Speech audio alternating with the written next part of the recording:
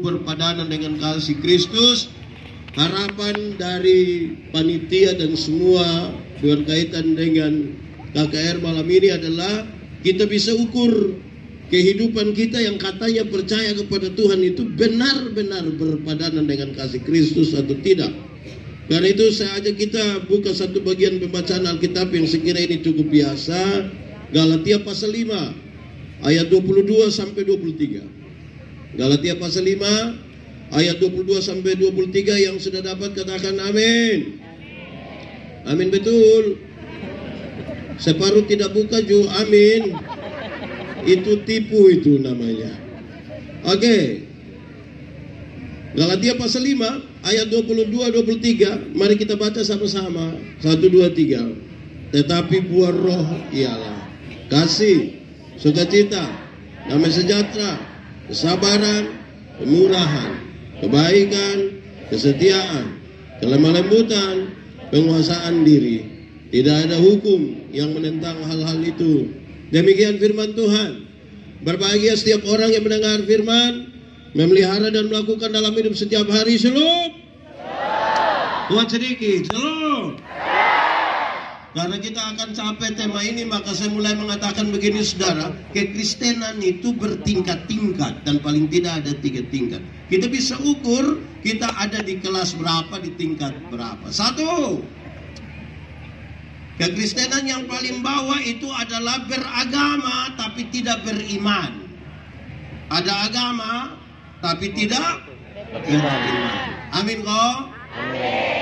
Di luar negeri sana agama tidak diatur dalam struktur berbangsa dan bernegara, tapi di Indonesia agama masuk di situ, diatur dalam struktur berbangsa bernegara. Di KTP harus tulis agama. Mau jadi guru harus ada agama kok tidak? Mau jadi polisi? Ada. Mau jadi bupati? Ada. Mau jadi pendeta? Ada. Akhirnya semua orang menjadi beragama, beriman belum tentu. Saya mau tanya kita, kalau tangan kanan gatal artinya? Tangan kanan gatal artinya? Mau? Siapa yang ajarkan? Kalau tangan kanan gatal artinya dapat uang, maka orang koreng itu pasti kaya raya. Kok itu bukan tangan kanan saya yang gatal, semua bagatal habis itu. Alkitab bilang satu-satunya cara untuk dapat berkat ialah kerja. Apa?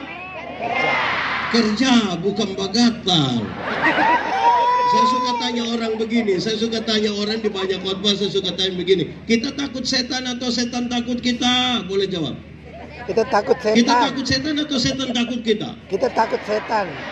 Atau kita dan setan bakas takut? Kadang-kadang kita kas takut setan, kadang-kadang setan kas takut kita. Yang benar mana? Kita yang takut setan atau setan takut kita? Yakin? Benar-benar yakin? Oke. Alkitab bilang begini, doa yang tanpa henti-hentinya membuat iblis ketakutan. Amin. Berarti iblis takut apa? Ya, tapi banyak ibu hamil keluar malam tidak berdoa. Dorang ambil paku 10 cm tusuk di situ. Di Malaka juga ada? Ada. Itu ibu ada di sini? Ada.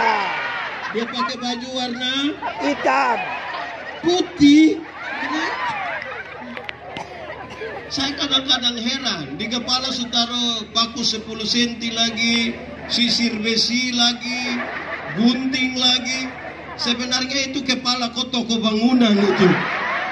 Jadi ada agama, tapi belum tentu beriman. Amin kok. Di Malaka ada? Ada. Dia paham apa? Woi, jangan coba-coba, itu bahaya. Itu kelas pertama. Untuk beragama, aksesoris beragama supaya semua, tapi beriman belum tentu. Kedua, bertobat tapi tidak berbuah. Bertobat tapi tidak berbuah. Orang bertobat itu baik atau tidak? Baik. Baik atau tidak? Baik. Baik. Tapi kalau tidak berbuah apa artinya? Saudara, orang kalau bertobat dan tidak berbuah, hidupnya hanya ditujukan ke masa lalu, bukan ke masa depan. Orang yang bertobat tapi tidak berbuah itu kalau ada kesaksian dia bangun dia bilang begini, waktu tahun 1970 Pindah pi satu kebaktian lagi dia ulang waktu tahun 1970. Pindah pi satu tempat dia ulang lagi waktu tahun 1970. Satu saat dia baru bangun, orang bakorek bilang, 1970. Amin kok. Di Malaka ada? Ada. Yang 1970 ada? Ada. Dia laki-laki kok perempuan? Laki. Siapa pun bapak, soal datang. Kira-kira begitu. Tuhan bekerja di 2019 atau tidak? Tuhan bekerja di 2019 atau tidak? 2020? 2021? 2022? Nah kenapa omong 1970 terus? Ada. Oke, ketiga, ini kelas yang paling tinggi. Sebab kalau orang hanya bertobat, hanya tertuju pada masa lalu, dia suka hanya membangun cita-cita masa lalu. Cita-cita masa lalu itu sama kayak bayi-bayi, opa-opa, sudah tua, kumpul cucu-cucu semua. Terus dia bilang begini, sebenarnya dulu bayi tentara. Kan dia hidup hanya untuk masalah. Oke, yang paling tinggi berbuah. Kalau mau hidup sepadan dengan kasih Kristus. Yang paling tinggi dalam kekristenan itu adalah apa? Berbuah. Lebih kuat sama-sama 1, 2, 3. Berbuah. Dalam hal inilah Bapakku dipermuliakan, yaitu jika kamu berbuah. Nah sekarang saya mau tanya kita saudara, berbuah bagi Tuhan gampang kok susah? Berbuah bagi Tuhan gampang kok susah? Susah kok gampang? Gampang kok susah? Susah kok gampang? Gampang! Kenapa berbuah bagi Tuhan itu gampang? Saya mau kasih saudara. Saudara tahu pohon mangga? Pernah lihat pohon mangga? Pernah lihat pohon mangga berbuah? Sekarang saya mau tanya, buah pohon mangga itu diperintah baru berbuah?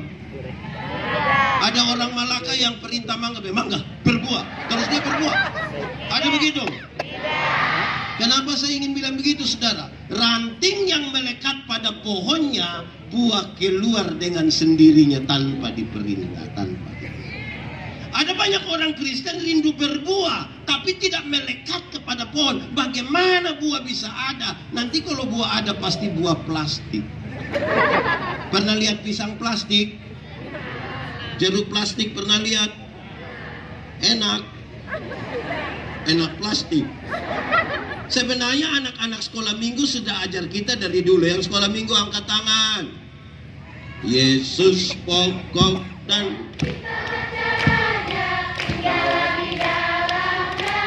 sekali lagi. Tinggallah di dalam. Sekali lagi lebih kuat. Yesus pokok dan tinggallah di dalam. Pasti apa?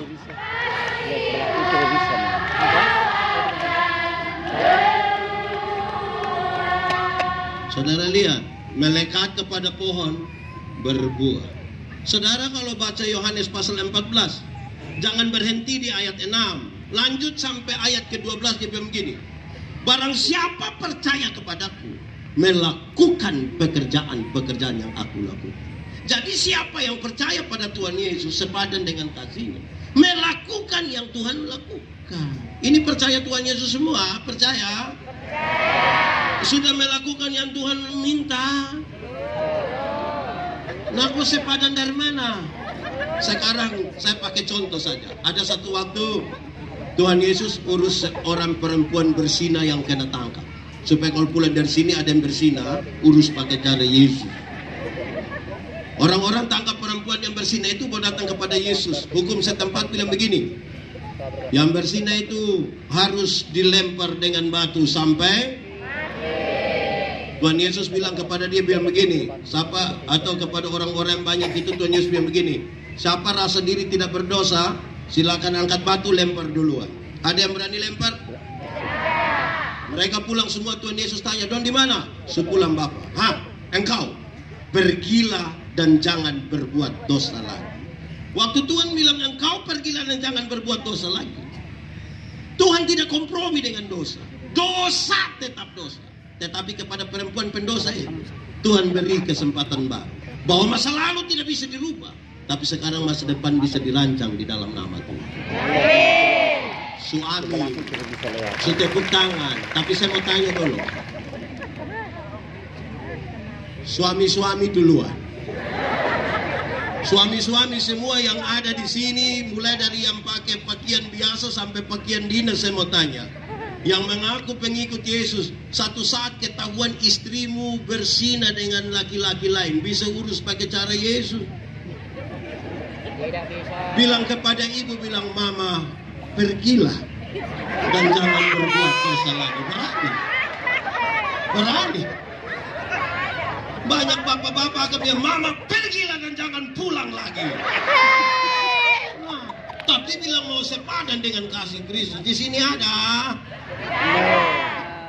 Atau saya balik, ibu-ibu? Di sini tidak ada ibu-ibu. Saya kira ini nenek-nenek semua. Ibu-ibu, kalau satu saat ketahuan suamimu berselingkuh dengan teman di kantor, bisa urus pakai cara Yesus? Tidak. Bilang kepada suami, bilang begini, papa, pergilah dan jangan berbuat dosa lagi.